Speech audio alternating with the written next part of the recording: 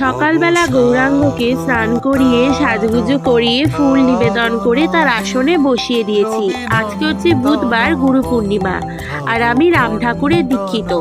তাই পূর্ণিমার দিনকে আমি আমার গুরুদেবকে একটু ফুল মালা দিয়ে পুজো করে একটু সিন্নি ভোগ দিয়ে পাঁচালি পরব। তাই কাল রাত্রিবেলায় যা যা জিনিস পুজোর লাগবে সব কিছু কিনে এনেছি।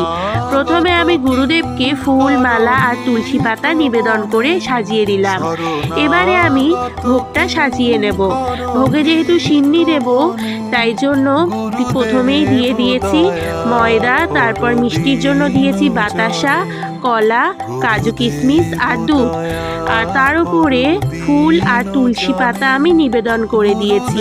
তারপর জল আর জল শঙ্খটাও দিয়ে দিয়েছি। এবার ভোগের মধ্যে একটু ঘি আর মধু দিয়ে দিয়েছি।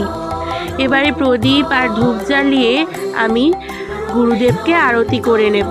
প্রথমে পঞ্চপ্রদীপ দিয়ে আরতি করে নিলাম, তারপর প্রদীপ দিয়ে, তারপর ধূপ দিয়ে, তারপর কর্পূরদানি দিয়ে।